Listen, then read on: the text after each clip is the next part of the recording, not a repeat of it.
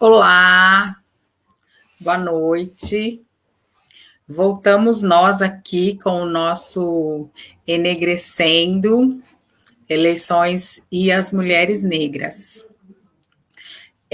O Enegrecendo é um projeto que foi criado para dar visibilidade às mulheres negras candidatas aqui de Sorocaba, que é o lugar onde eu moro. Mas, conversando com a minha irmã, que tem um canal chamado Vozes Negras, que é em São Paulo, a gente fez uma parceria para ouvir outras mulheres negras do município de São Paulo que são candidatas.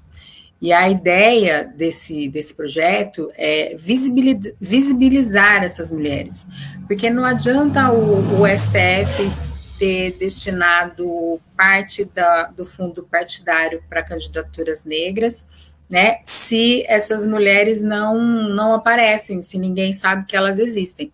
Então, a ideia principal desse projeto é dar voz para essas mulheres, para que a gente saiba que nós não estamos mais naquele papel de subserviência, que nós não estamos mais apenas para ouvir, mas principalmente, né, que a gente não quer mais que ninguém diga quais são as nossas necessidades e muito menos aonde a gente está, o que é que a gente tem que fazer. É para isso que o Enegrecendo foi criado e a parceria com Vozes Negras é nesse sentido, da gente ampliar cada vez mais, né, a potência da voz dessas mulheres. Hoje a gente vai conversar com a Neudes. A Neudes é uma candidata lá de São Paulo. Mas se é lá de São Paulo, por que não está fazendo pelo Vozes Negras? Porque foi a Kátia Campos quem me deu o telefone da Neudes. Aí eu achei que a Neudes fosse daqui de Sorocaba. É por isso que a entrevista da Neudes não vai ser no Vozes.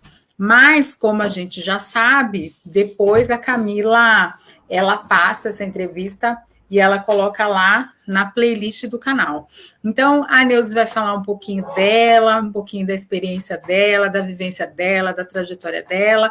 E aí, depois que ela se apresentar, a gente vai entrar propriamente dito nos projetos e como é que ela pensa agir, né, atuar na Câmara de Vereadores, como é que ela pensa projetos para a cidade de São Paulo, né? Quando ela me mandou a mini biografia dela, ela colocou lá que ela era mulherista, e aí muita gente me perguntou o que é isso. Falei, então, vamos lá de noite ouvir a Neudes falar para a gente o que é isso, né? Ela é mestranda, se eu não estiver muito enganada em economia. Então, assim, é daquelas mulher porreta que a gente gosta de conversar. Então, vamos chamar a Neudes para conversar com a gente. Opa! Boa noite, Maria Tereza! Boa noite, seja bem-vinda. Fique à vontade para nos dizer de você. Opa, muito boa noite. Obrigada mais uma vez pela oportunidade. Eu quero agradecer a você, ao projeto Enegrecendo, a Kátia Campos por fazer a ponte. Eu sempre gosto de ressaltar logo no início a importância desses movimentos, desses canais de comunicação, dessas mídias, principalmente para as candidaturas femininas pretas. É um prazer, é uma honra para mim estar aqui fazendo essa troca. Boa noite a todas, a todos e a todos que nos escutam, que nos assistem nesse momento. É um prazer estar aqui com vocês.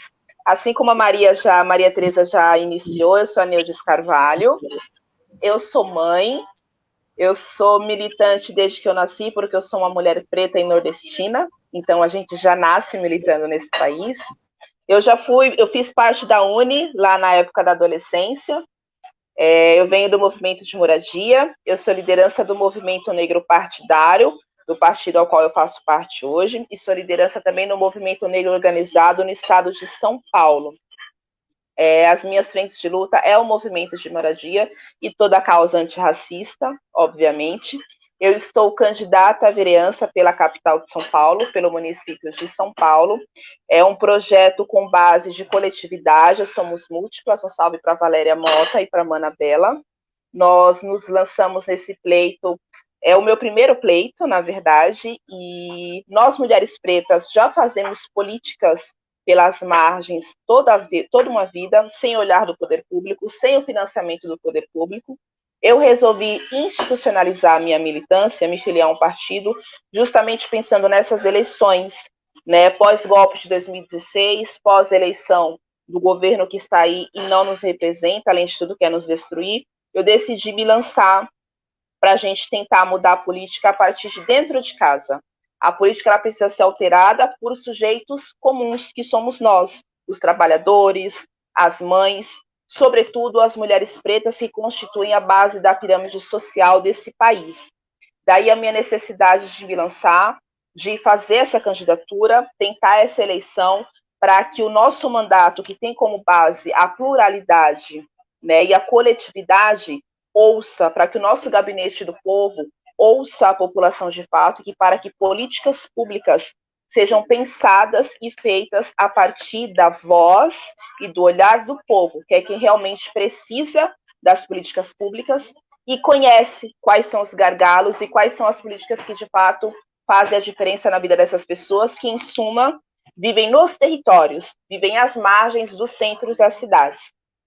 Eu acho que é isso. Prazer, mais uma vez, estar aqui com vocês.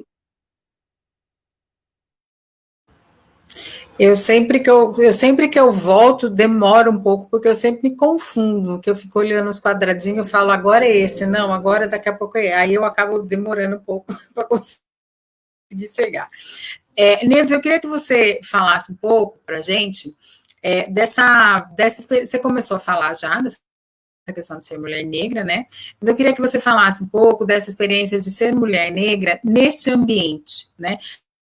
Tanto no ambiente partidário quanto no ambiente do movimento social, né? Como que é para você, né, ser um corpo negro feminino que se movimenta nesses espaços? E eu também queria que você falasse para a gente, que você disse que você é mulherista. Eu queria que você nos dissesse o que é isso, né? E eu queria que você me dissesse também da sua formação, porque eu também entendo que é muito importante a gente dizer da nossa formação, porque Perfeito. Mulheres negras, para conseguirem se formar nesse país, elas precisaram de toda uma estrutura de políticas públicas para que isso acontecesse. Né? Então, na medida que a gente entra na universidade e a gente sai da universidade e a gente continua se capacitando na elaboração teórica, né? Dos conceitos da vida mesmo, eu acho muito importante a gente falar sobre isso.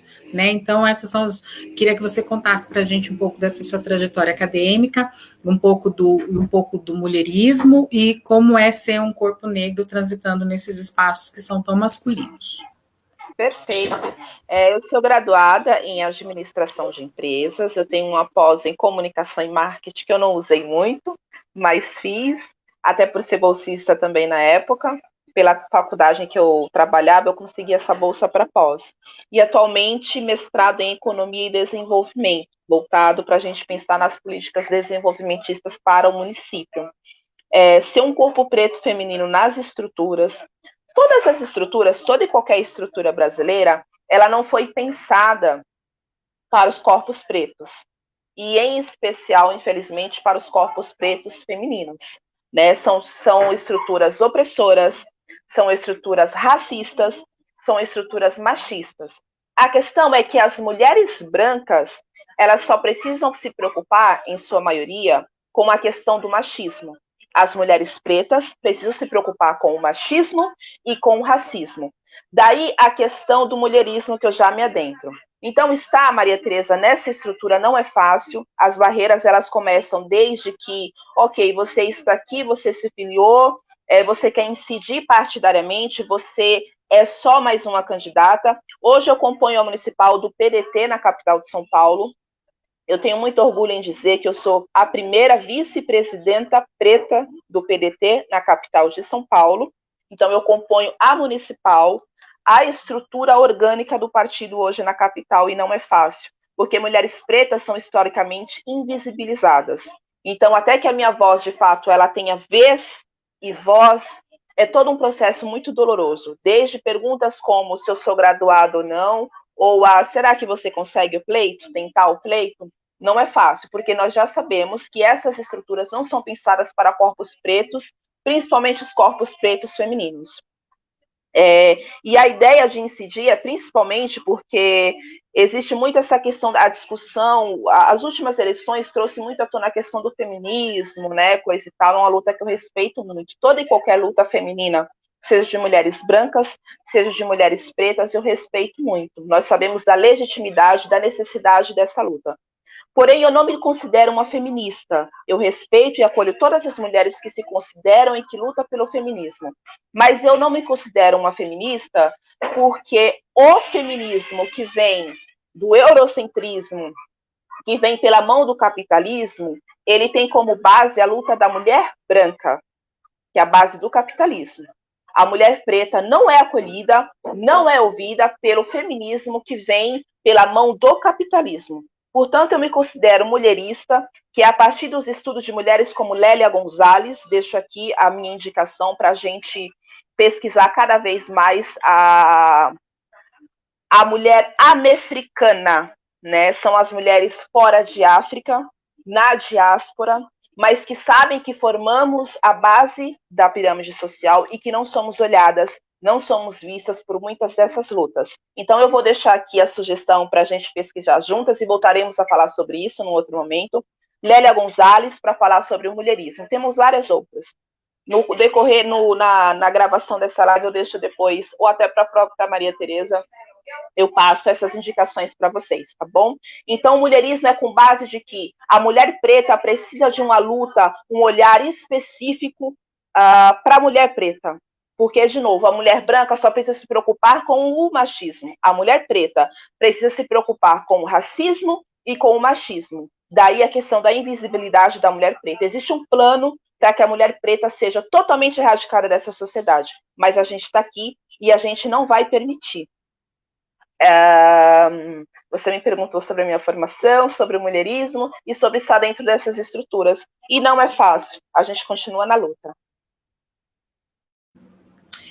Eu acho interessante quando você faz essa colocação, né, de aonde a estrutura da sociedade nos coloca e como ela nos empurra cada vez mais para esse lugar, né? Na segunda-feira, a gente conversou com a Rosina no Vozes Negras, e uma das coisas que a Rosina falou foi sobre isso, assim, que nós não vamos retroceder, né? O caminho que a gente abriu, ele está aberto, né? E, na verdade, ele está aberto, não, ele foi aberto por muitas mulheres que vieram antes de nós, né? Então, é importante a gente dizer isso, né? A gente não chegou aqui agora. Os nossos passos vêm de longe mesmo, né? Porque se a gente está aqui por conta de Dandara, Cotirene, mulheres como Lélia Gonzalez, Ana Beatriz Nascimento, sabe? Angela Davis, Patrícia Hill Collins, assim, são muitas as mulheres, né? Sueli Carneiro, são muitas as mulheres que nos trouxeram até aqui. Marielle, né? Amanhã a gente vai na rádio, a Simone falou a respeito da Marielle, então, assim, eu acho que Marielle é um grande símbolo, né, do quanto esse caminho foi percorrido, né, e foi aberto para que a gente possa continuar nesse caminho. Então, aos racistas de plantão, né, é melhor dar um passinho para o lado, porque a gente vai passar, goste você ou não. Aos racistas de plantão, minha irmã, eu gosto de reiterar sempre que a revolução ela será preta, periférica e feminina ou não será. Está registrado. Exatamente. Essa frase, ela tinha que vir. Todas as mulheres negras elas tinham que colocar isso, né, nos banners das suas redes sociais, entendeu? Neudes, eu queria que você falasse agora, né? Falando mais especificamente da candidatura, eu queria que você me dissesse dos seus projetos para a cidade de São Paulo. Porque uma coisa é a gente conversar a respeito de Sorocaba, que é uma cidade do interior, apesar de ser do interior, é uma cidade grande, ainda que seja do interior, mas não é uma cidade como São Paulo. Né? A sensação que eu tenho em São Paulo é que você tem muitas cidades dentro de uma mesma cidade. Então, isso só aumenta a quantidade de problemas a serem solucionados. Então, eu queria que você me dissesse um pouco do seu olhar, né, para essa problemática da estrutura da cidade de São Paulo e quais são as suas propostas, né, quais são os seus projetos para a cidade. É claro que não dá para a gente ficar aqui no detalhe do projeto, né? Eu vou apresentar isso, não sei o quê. Mas para a gente ter assim, uma visão geral de como é que você entende a cidade de São Paulo. Perfeito. Maria Tereza, a cidade de São Paulo, a gente está falando da capital da maior cidade do país, o maior estado do país. Então, realmente, muitas vezes a gente tem esse olhar de que são várias cidades dentro desse município de São Paulo.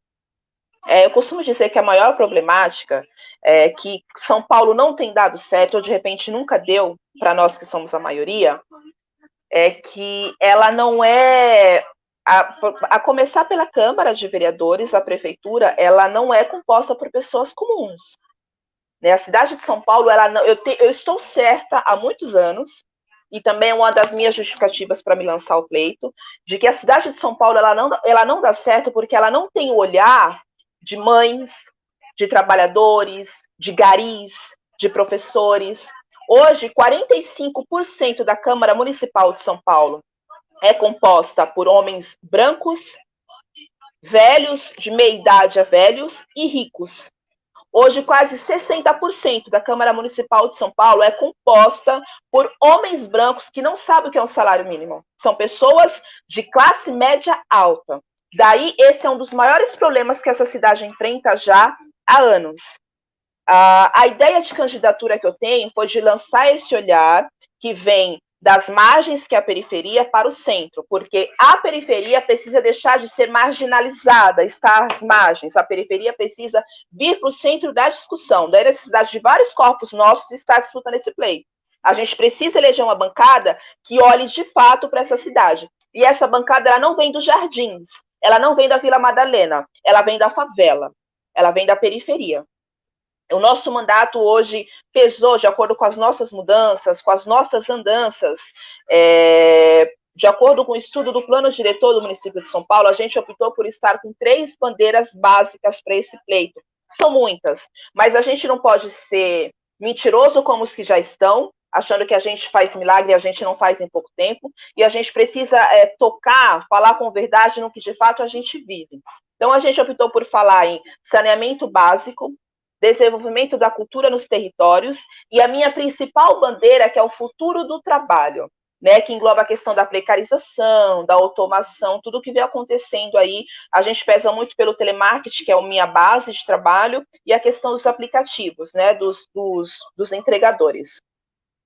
Pensar uma cidade em que o trabalho, pensando no cenário pós-pandemia, em que o trabalho não seja a prioridade, já que nosso povo já está passando fome, já que essa pandemia veio para escancarar as desigualdades sociais que nós já vivíamos, como é que vai ficar a questão do trabalhador ou do autônomo no cenário pós-pandemia? Né? Então, a gente pensa muito na questão da inclusão digital para a geração de renda, para o microempreendedor ter um pouco menos de taxa para abrir essa empresa, né? Um crédito assegurado para ele conseguir alavancar. E a questão do digital, a indústria 4.0, ela não chegou na favela em 100%. Então, essas pessoas, esses entregadores, esses operadores de telemarketing, esses afroempreendedores, sobretudo, precisam ter acesso a um celular bom, a um pacote de internet bom, para conseguir gerar renda. Porque a favela já sobrevive, né, dando seus pulos. Mas a gente precisa pensar em inclusão digital de fato. A questão do saneamento básico é que cada favela, a cada esquina da capital de São Paulo tem um esgoto a céu aberto. Então, o município, junto ao governo do estado de São Paulo, precisa enfrentar essa BESP e falar que está errado. Né? O saneamento básico, ele começa com a coleta de lixo, começa com tudo e vai parar lá no SUS. Está totalmente ligado à saúde da população. que em sua maioria é a população preta que utiliza o SUS. E a questão do desenvolvimento cultural, né? Como é que pode, dentro de um plano do mesmo município, o distrito da Sé e de Pinheiros receber até 50% a mais que o distrito da Freguesia do Ó, sobre o orçamento que é destinado para a cultura em toda a capital? Essa é uma desigualdade descomunal e que não está prevista em lei.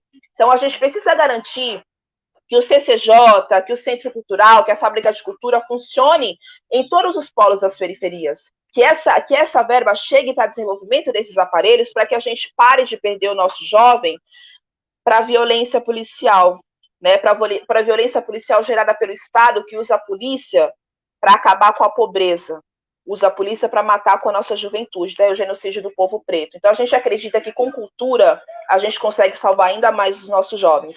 São 3 das nossas principais bandeiras de desenvolvimento. A nosso mandato não pensa só, a nossa mandata não pensa só em representatividade.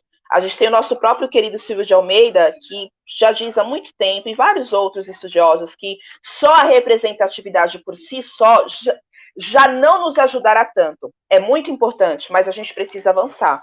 E a gente só avança mostrando para a branquitude que nós somos potência em criar e desenvolver projetos desenvolvimentistas, não só políticas assistencialistas.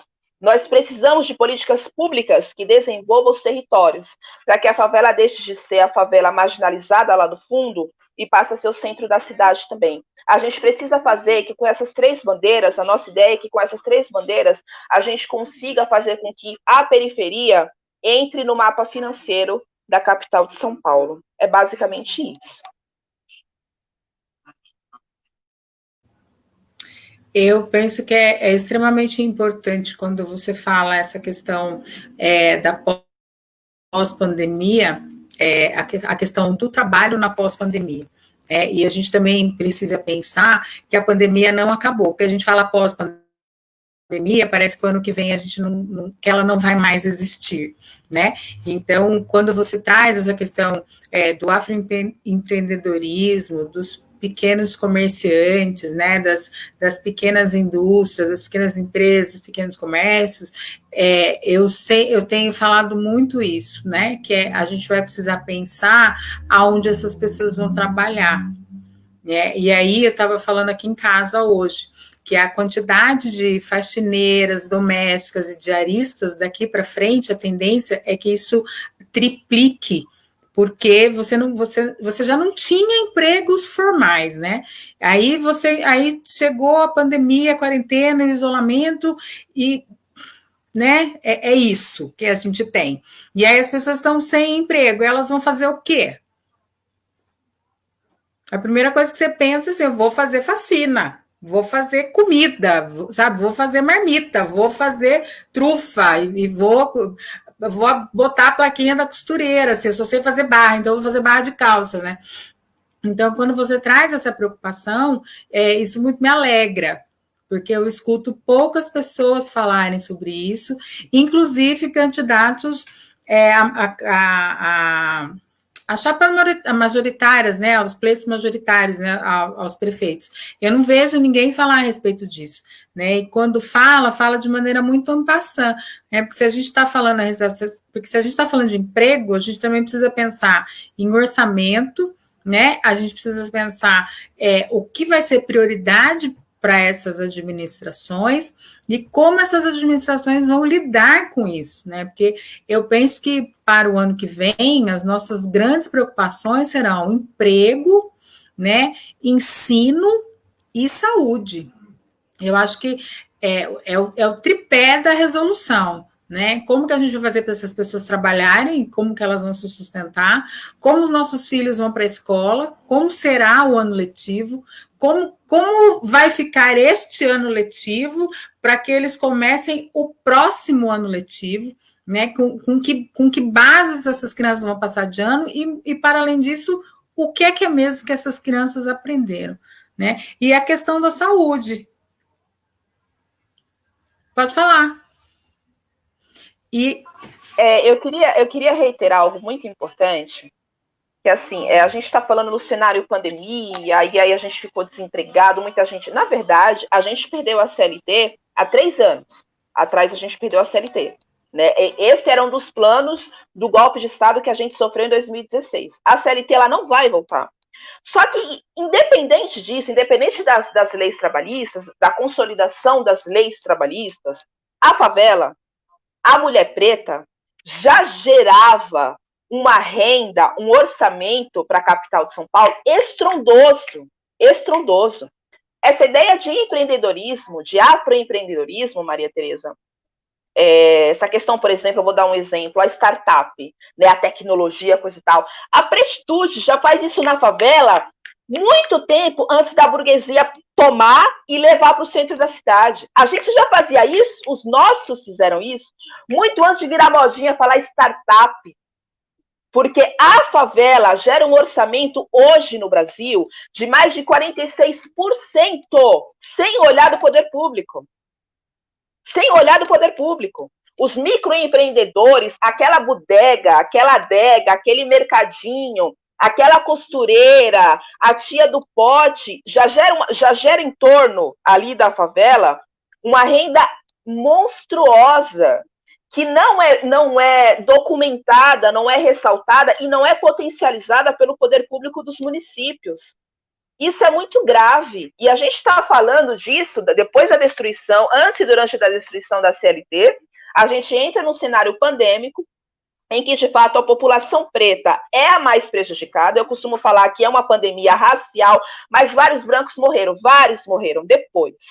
Porque a gente sabe que a desigualdade social desse país, Maria Tereza, gerou o número de mortes entre os pretos muito maior, entre os pretos e os pobres muito maior que entre os brancos. Não são só números, a gente sabe que esse é um fato sociológico desse país, é um fato social desse país.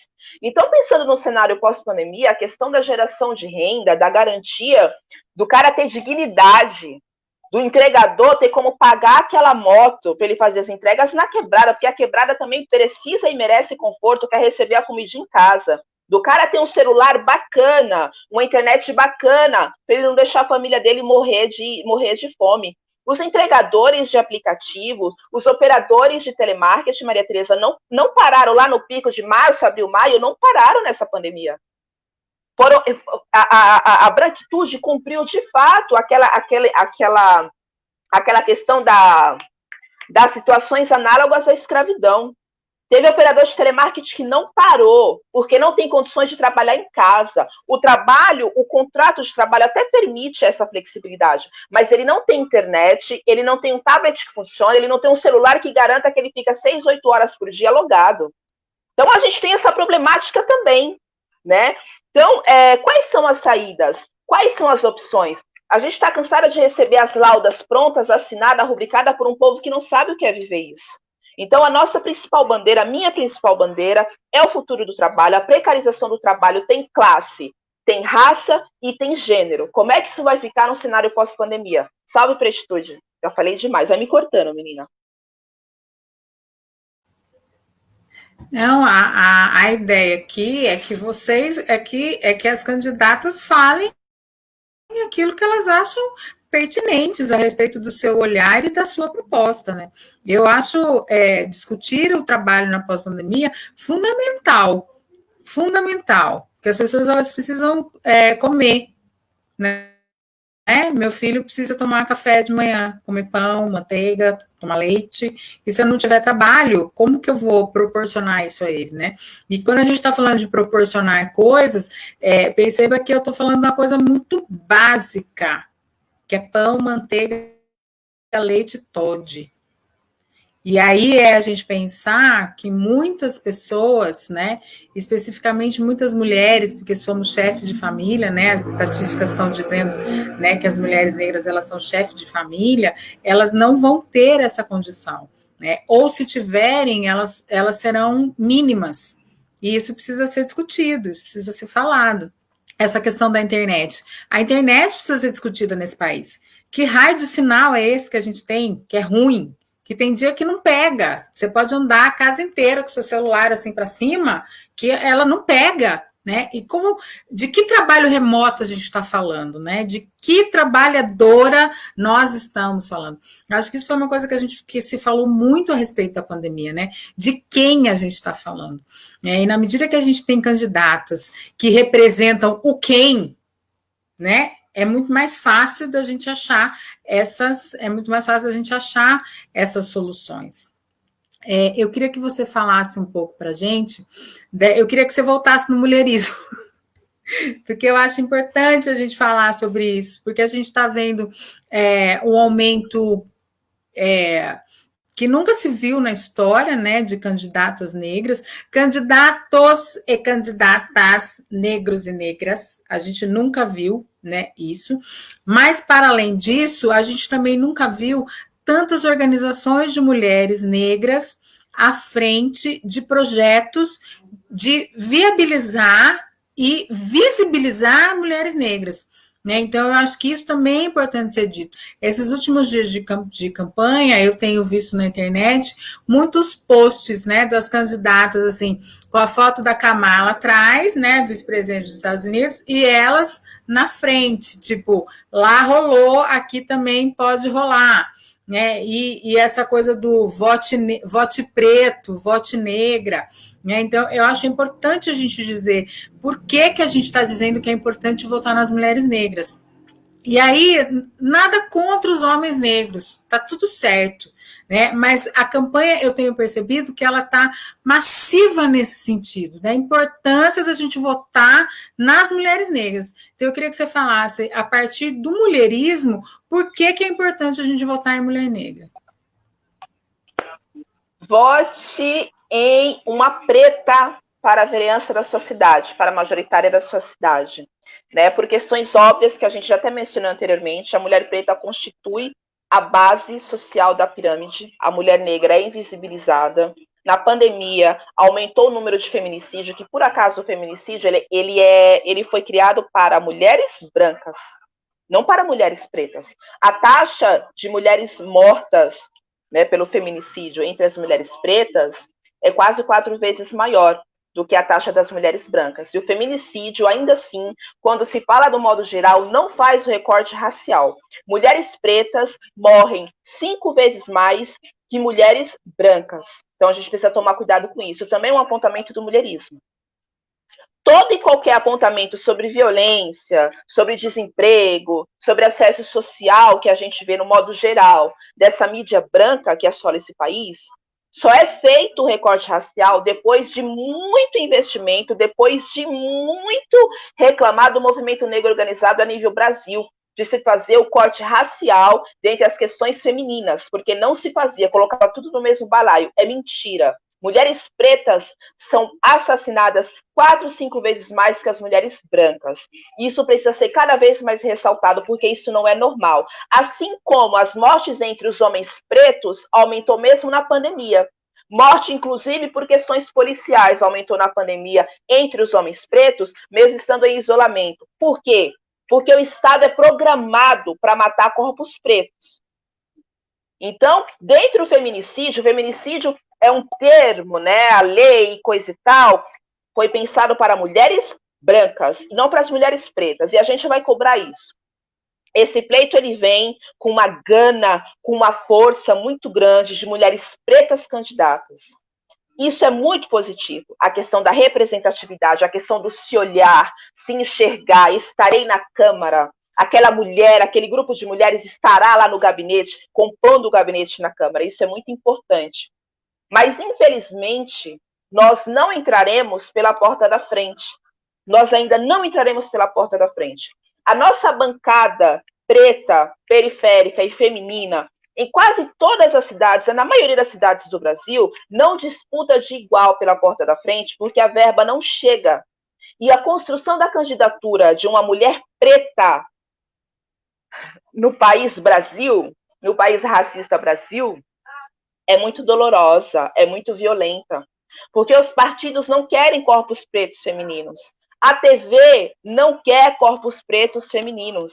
Então, uma mulher preta, quando ela se lança para o pleito, ela está 4, 5, 7 vezes atrás da mulher branca. Não é brincadeira, não é fácil e é muito, muito violento. Nós temos uma bancada a nível Brasil de mulheres pretas se lançando ao pleito. Em São Paulo, eu tenho, depois de trabalhar a minha candidatura, depois de me esforçar, eu tenho muita fé nos orixás que a gente consiga ter pelo menos 4, 5 mulheres pretas eleitas. É um chute muito alto, porque os partidos não trabalham para que as mulheres pretas sejam visíveis nas eleições. Então, não é fácil. A representatividade, ela está aí, ela é importante, mas a gente, ainda em 2020, e o ano já é 2020, século 21, nós não estamos disputando pela porta da frente, porque a desigualdade racial, étnico-racial, a desigualdade de gênero entre racismo e machismo não proporciona, não permite que as mulheres pretas decidam, concorram a esse pleito de forma equânime, porque a igualdade é uma outra questão, a gente está falando de equidade, infelizmente. Mas nós não vamos retroceder. Não tem mais volta, não tem mais volta. A gente está no final de 2020, 2022 já está chegando. Isso vai ter que mudar. E não há conquista sem luta, né, Neudes? Então, eu acho que em termos de luta e de batalha e de esforço e de elaboração, e principalmente, né, de estratégias, né, nós mulheres negras, a gente já vem aí na frente da branquitude tem um tempo já, eu diria. Eu queria que você falasse um pouco, você falou dessa questão dos partidos, né? Partidos de esquerda, como fazer o contrário, partidos de direita não nos aceitam, né? Partidos de esquerda nos aceitam, mas não nos fortalecem, né? E essa eleição a gente percebeu que a gente chegou na encruzilhada da história, né? E aí a gente resolveu peitar, né, as direções partidárias, porque elas são, na sua imensa maioria, compostas por homens brancos, tradição, família e propriedade, né, católicos, vamos combinar. E então, essa atitude dessas mulheres, eu sempre falo assim que elas têm todo o meu respeito, porque eu não estaria nesse papel, que eu acho que eu não tenho, né? Não tenho capacidade nem força, não é nada disso, né? Mas eu não tenho essa disposição nesse nível de enfrentamento, porque eu imagino que isso seja um enfrentamento bastante pesado, né? Que a gente também tem que pensar que a gente é mulher, a gente é mãe, e a gente é dona de casa, e a gente é filha, e a gente é esposa, e a gente tem uma série de outras caixinhas e departamentos nas nossas vidas, né? Então, eu tenho muita admiração por todas vocês. Eu queria que todo mundo ganhasse, não vou mentir. Eu queria poder votar aqui em Sorocaba, eu queria poder votar em São Paulo, eu queria poder votar lá em Salvador, assim, eu queria poder, espalhar meu voto por aí. Mas voltando aqui, eu queria que você falasse um pouco desse embate, né? Que a direita não quer, a esquerda quer, mas também não apoia, né? E aí, como é que a gente fica nessa, né? Mana, esqueci de quem é a frase agora. Entre esquerda e direita eu continuo negro, me esqueci agora o limão, depois eu te mando também. E eu costumo falar, tem um texto meu que saiu para fórum depois eu publico aqui para vocês. Boa! A única intersecção, eu costumo afirmar, com muita convicção e senso de responsabilidade, por estar dentro de uma estrutura partidária, que a única intersecção entre a esquerda e a direita é o racismo. A única intersecção. Né? De novo, os partidos eles não querem os pretos, mas eles odeiam as mulheres. Agora, vocês imaginam como é uma mulher preta estar dentro de um partido. Tá? Desculpa, ninguém me representa, nem esquerda nem direita. A direita, por questões óbvias, embora há 520 anos o nosso Brasil vem demonstrando que é um partido de direita, nós tivemos a luta dos movimentos sociais, né, que vem durante muito tempo se denominando como esquerda. Essa esquerda, num determinado momento, se perde e precisa voltar a se encontrar. Eu não faço questão, sendo muito sincera com vocês, essa discussão de esquerda e direita, para mim, sinceramente, a esquerda cerceia o debate. A esquerda se arma, se imune, pega as pautas da plenitude, biriri, tamo junto, Marielle Franco, papapá, os partidos são brancos. Eles não querem saber da gente. Eles querem a nossa pauta para ter os nossos votos, mas eles não fortalecem a plenitude. Então, dizer que esquerda, para mim, tá no mesmo. Hoje, o ano é 2020, século 21, tá no mesmo patamar. Tá no mesmo patamar. A direita, eu diria que decai um pouco menos a minha revolta, porque tá explícito.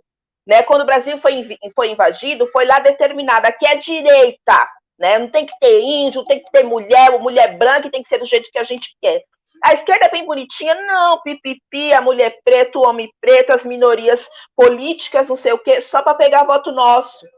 Só para pegar voto nosso. Então, o trabalho a partir de 2021 é para criar um partido preto, um partido de preto. Porque direita e esquerda estão fazendo com a gente a mesma coisa, só que a direita, de novo, a direita nunca mentiu quem foi. A esquerda tá aí nesse decide quem é, essa esquerda plural não decide quem é nessa vida, só para pegar voto da plenitude. É uma bancada enorme de mulheres eleitas, nunca foi visto nesse país, desde a redemocratização. De novo, não vamos disputar pela porta da frente, quando ele é preta é desrespeitada. Desde o momento que ela se filia, ao momento que a propaganda eleitoral passa lá na TV, que ainda assim, até nisso ainda roubou a mulher preta. Então, não, direita e esquerda, a gente precisa qualificar e elevar esse debate. Está na hora da plenitude tomar esse país. E não vai ser nem pela direita nem pela esquerda. Infelizmente, Maria Tereza, não vai ser. Quem falou essa questão de direita e esquerda foi Sueli Carneiro. Eu adoro essa frase também, porque ela resume muito bem isso, né? Porque eles brigam pelo poder, né? E aí a gente é mais um instrumento a ser usado para que esses homens cheguem ao poder, né? E no momento em que as mulheres negras elas se organizam, elas já vêm dizendo, né, há bastante tempo que elas estão, né? Mas eu penso, sempre que eu penso na Organização das Mulheres Negras, eu penso na Casa Grande, né? Eu me remeto à época da escravidão, e aí eu me lembro daquela preta velha mexendo, sabe? O caldeirão lá no seu fogão de lenha para alimentar aquela família toda, e aí eu vejo ela assim, mexendo no caldeirão, esconde um menino debaixo da saia, esconde um feijão, e esconde uma comida, e aí leva na senzala e alimenta o preto, né, e cuida da ferida de uma mulher, né, e aí essa coisa que é quieta, né, que não faz escândalo, né, mas que se ramifica, né, na trama do tecido social e se alastra, né? Então, eu tenho a impressão que essa eleição é o momento em que a trama já está tomada, né? A estratégia já foi armada, né? A gente já dividiu o trabalho, cada um vai fazer aquilo que lhe compete, e a gente chega para essa frente de batalha absolutamente fortalecida naquilo que a gente quer fazer. Isso, para mim, é muito emblemático, essa quantidade de mulheres negras para esse pleito. Eu queria que você me falasse, assim, um pouco, eu queria que você me desse, na verdade, que você me dissesse, né, uma palavra para caracterizar o seu mandato lá no final do ano que vem, né? Que você vai ser empossada lá no dia 1º, no dia 2, e aí você vai ter um ano de mandato.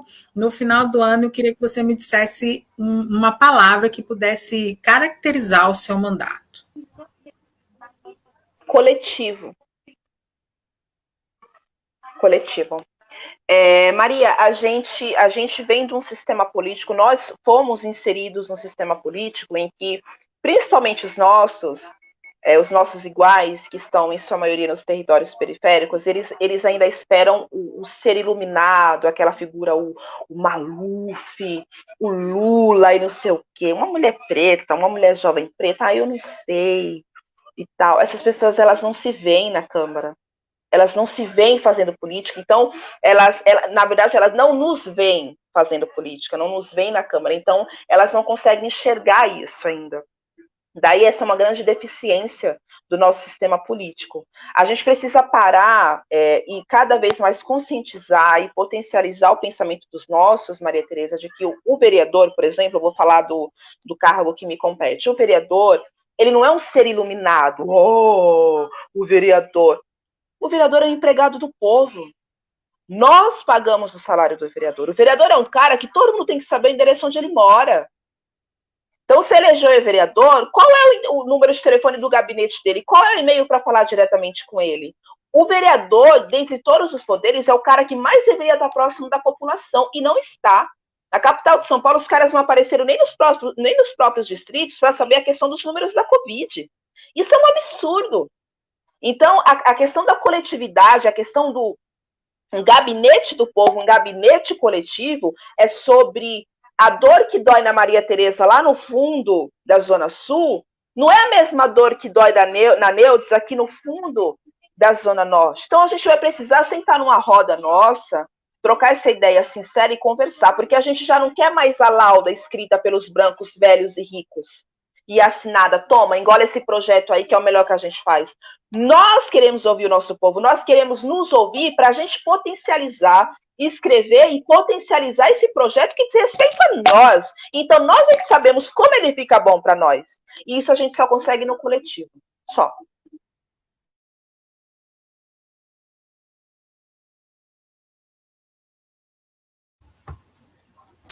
Realmente, essa ideia de coletivo é uma ideia muito africana também, né? É uma ideia bem de África, né? É bem Ubuntu, né? Apesar, né, desse sequestro da branquitude, né? Que a branquitude ela sequestra as nossas pautas assim com maestria, né? Ela consegue transformar as nossas pautas e muitas vezes os nossos acham que é isso mesmo, né? Que nasceu da cabeça deles e que eles realmente vão nos salvar. É interessante quando você diz que é necessário as pessoas conhecerem a função do vereador. Aqui em Salto, de Pirapora, teve um vereador que ele disse que ele ia trazer o mar. Ele fez um vídeo dizendo que ele ia trazer o mar para Salto de Pirapora. A gente aqui em casa, a gente ouviu, assim, achou super engraçado, porque é uma viagem isso, né? Mas é para a gente poder perceber, essa história ela é engraçada, porque, né, socorro. Mas se a gente for pensar, ela é muito séria, né? Porque tem gente que talvez não acredite, mas pensa, né? Será?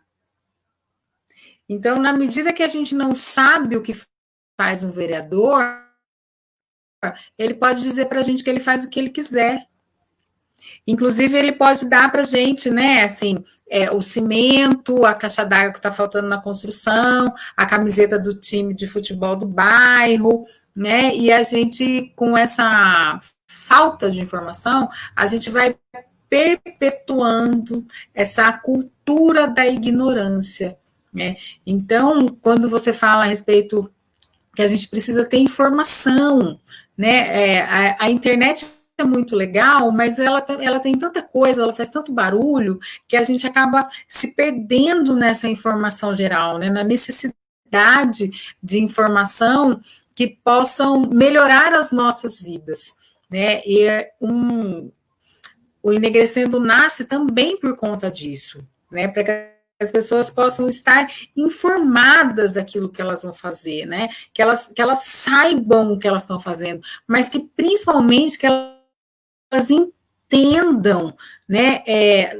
Que a melhora da cidade que elas vivem depende, né, do nível de informação que elas têm, para que elas saibam escolher as melhores pessoas, né?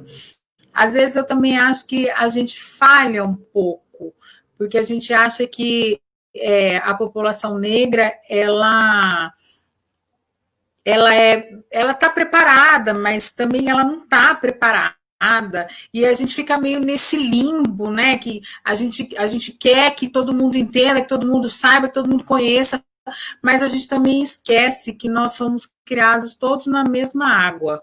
Todo mundo assistiu a Xuxa, né? Então, todo mundo tem lá o seu pezinho no racismo, né? Brancos têm a máxima potência, mas negros também têm, né? E aliado a isso, ainda tem esse sentimento da subserviência, da subalternidade, a autoestima ainda é muito baixa, né? Eu queria que você falasse também um pouquinho sobre isso.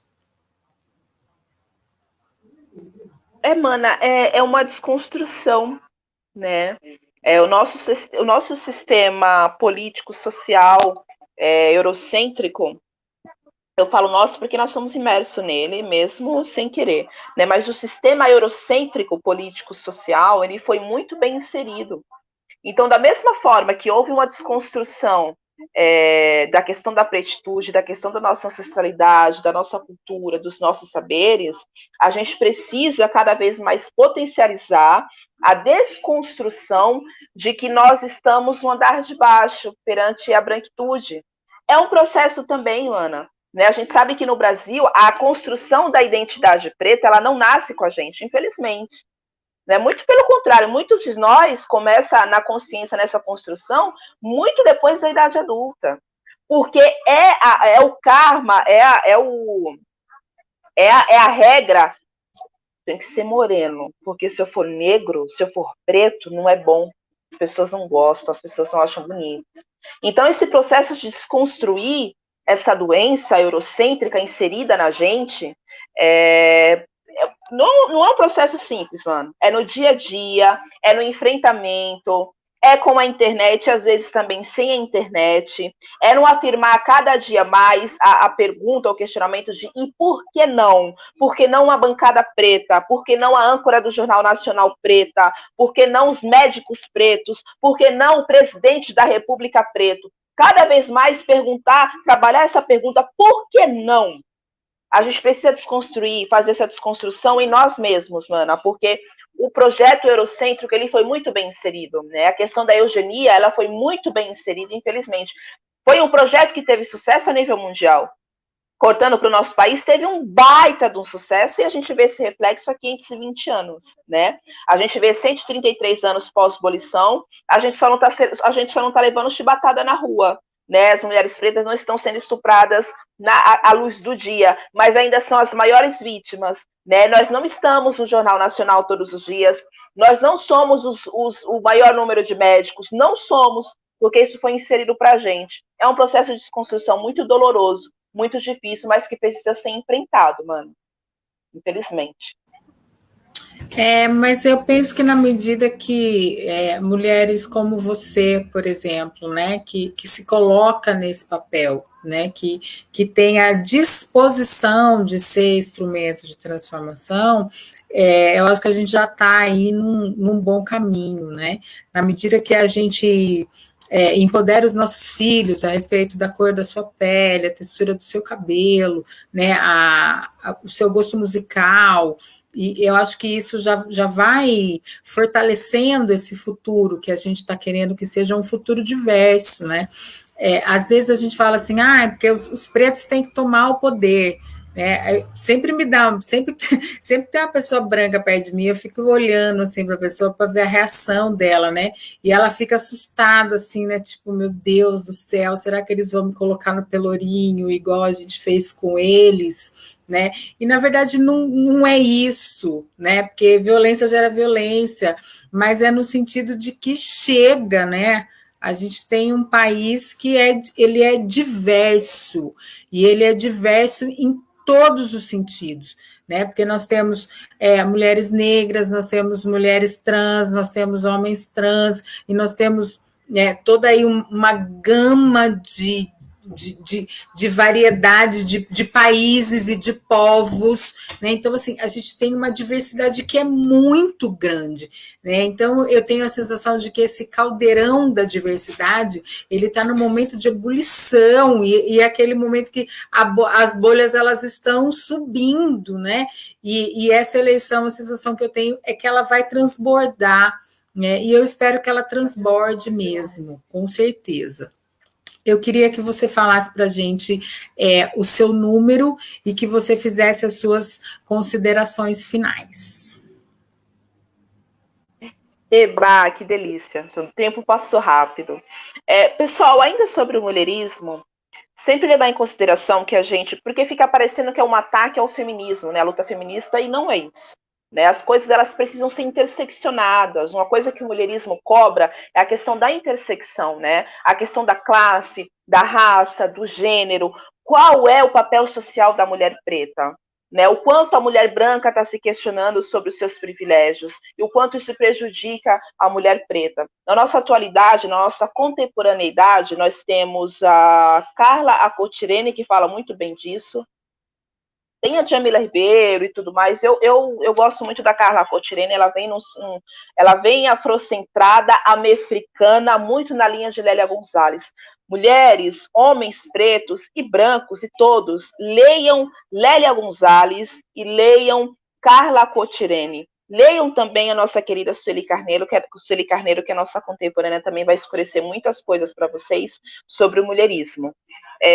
Precisa ter mulherismo cada vez mais ativo a nível Brasil.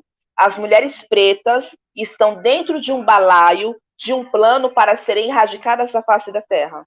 E a gente só vai mudar isso no enfrentamento. Então tem que ter mulher na Câmara, tem que ter mulher na LESP, tem que ter mulher em Brasília, no Congresso Nacional, tem que ter mulher preta em tudo.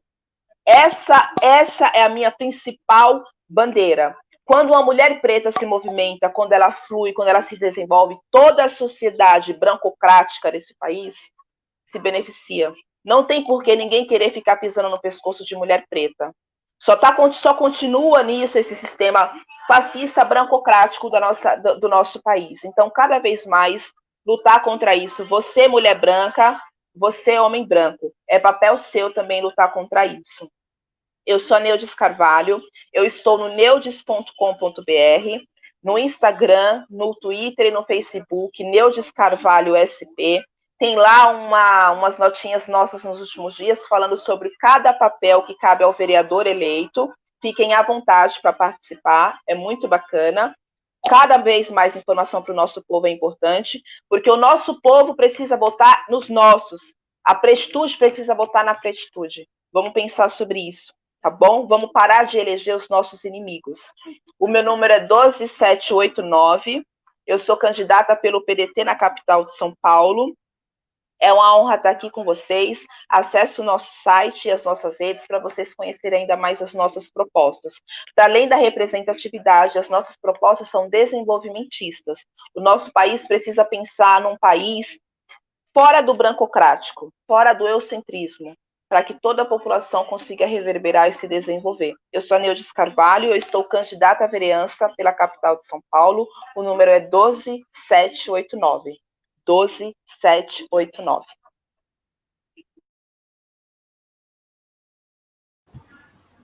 Neudes, eu vou pedir para você esperar só um pouquinho, que eu vou aqui dar uns recadinhos, e aí eu já volto para a gente conversar, para a gente encerrar, tá bom? Voltei, gente. Como é bom a gente conversar com mulheres preparadas, né? Como é bom a gente saber que tem gente preparado, né, para melhorar a vida dessa cidade, para melhorar a vida das cidades. Como é bom a gente saber que existem outros olhares, né, que olham para as cidades a partir das suas reais necessidades, que é a necessidade da periferia, que é a necessidade da comunidade, da favela e dos fundões, né, dos grandes centros e dos pequenos centros também, porque não é porque a gente mora em cidade pequena, em cidade de interior, que a gente não tem favela, que a gente não tem preto, que a gente não tem pobre, que a gente não tem mulher e morador de rua e criança abandonada e pedinte, né, e todas as desigualdades sociais que a gente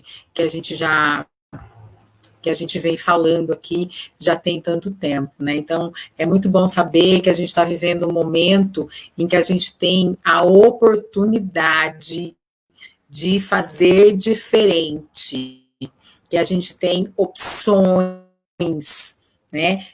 Sempre tem opção, mas esta eleição especificamente, as nossas opções, elas estão gritando, né? Então, acho que uma outra reflexão que é preciso fazer é assim: você que é mulher, que é não negra, que se diz antirracista, é esse o momento de transformar a sua retórica em ação concreta. Então, é muito bonito a gente falar que a gente é antirracista e que a gente leu a Angela Davis e que a gente conhece a Lélia Gonzalez e que a gente conhece a Patrícia Hill Collins e a gente gosta da Djamila, que a gente já leu Djamila, que a gente assistiu o Roda Viva do Silvio de Almeida, né? Se a nossa retórica, se a nossa narrativa, ela perpetua podres poderes, né? Como canta a música. Então, esse é o momento da gente dizer que a gente é antirracista e a gente materializar o nosso discurso. Então, eu acho que a reflexão mais profunda desse momento eleitoral, principalmente para quem se diz antirracistas, homens e mulheres não negras, é saber o que é que você vai fazer com o seu voto. É saber realmente a sua disposição, né, de abrir mão do seu privilégio e compartilhar lugares de poder. Convidar vocês para amanhã, às 10 da manhã, eu vou conversar com a Simone Precioso na Rádio Cantareira, 87,5, no programa Manhas e Manhãs. Vai ser uma conversa também super gostosa. Às 5 da tarde, o Vozes Negras, eu e a Camila Ferreira, a gente vai conversar com a Camila Guiar, que também é uma mulher negra do PCdoB, candidata a vereadora no município de São Paulo. E a gente fecha a noite com a Sara Daniela, aqui na minha página do Facebook, também é uma mulher negra, professora, né, candidata pelo PSOL aqui de Sorocaba. A Sara também é uma mulher incrível. Então, eu espero vocês amanhã para essas 3 atividades. E todas elas vão estar gravadas no canal Vozes Negras, tá bom? Eu vou voltar lá com a Neudes para a gente se despedir. Querida, eu queria agradecer, assim, muito, muito, muito, muito sua presença. Queria desejar, assim, boa sorte, né, na caminhada. Quero desejar que no domingo, né, você saia vitoriosa dessa batalha. E assim que acabar a pandemia, eu vou aí para a gente tomar uma cerveja, porque todo mundo merece comemorar a vida. Esse ano foi um ano difícil para todo mundo. Né? Então, eu desejo que os orixás lhe acompanhem, desejo que Exu abra todos os seus caminhos e que você possa caminhar com plenitude e serenidade nos seus desejos e nos seus projetos e na sua vida de modo geral. Muito obrigada de ter vindo conversar com a gente. Laroie, minha irmã, Axé, muito obrigada. Hoje é quinta-feira, é dia de Oxóssi, Oquiarô, o rei das matas, das cantadas. Muito boa sorte para todos nós, para todos nós. Muito obrigada pela oportunidade de diálogo e troca mais uma vez. Com certeza. Um beijo para você, um beijo para todo mundo que ficou aí acompanhando a gente. Boa noite. Obrigada, pessoal. Boa noite. Tchau, tchau.